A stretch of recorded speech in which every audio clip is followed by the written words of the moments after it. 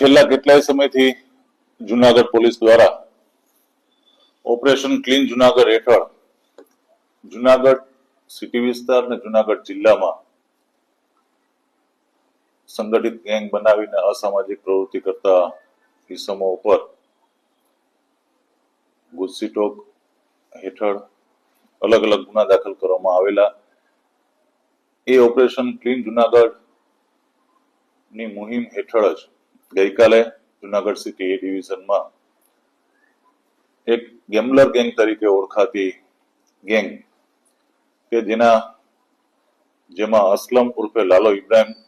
ઉર્ફે ગેમ્બલર કુરેશી, અબ્બાસ ઇબ્રાહિમ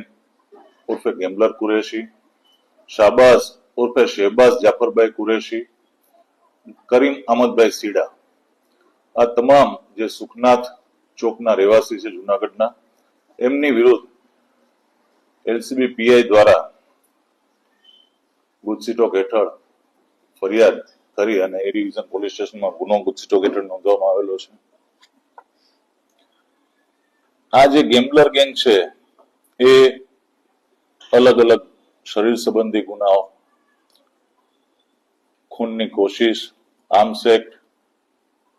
સરકારી અને ખાનગી જમીનો પડાવી લેવી, પોલીસ ઉપર ને સરકારી નોકરો ઉપર હુમલા, ઉપરાંત હમણાં જે છેલ્લે એક ઓપરેશન મ્યુલ હન્ટ કરીને એક સાયબર ક્રાઇમની પ્રવૃત્તિઓને ખાસ કરીને અલગ અલગ જે ડમી એકાઉન્ટ અને એ એકાઉન્ટ દ્વારા સાયબર ફ્રોડ થતા હતા, સાયબર ફ્રોડમાં એનો ઉપયોગ થતો હતો,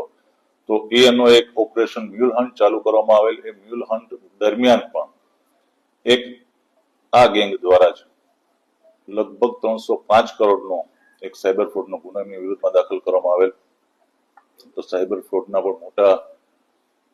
ગુનામાં આ ગેંગ સંડોવાયેલી હતી, ઉપરાંત શરીર સંબંધી અલગ અલગ ગુનાઓમાં સંડોવાયેલી હતી. તો આ ગેંગ વિરુદ્ધ, આ ગેમ્બલર ગેંગ વિરુદ્ધ ગઈકાલે જુનાગઢ એ ડિવિઝન પોલીસ સ્ટેશનમાં ગુજસીટોક હેઠળ ગુનો દાખલ કરવામાં આવેલો છે.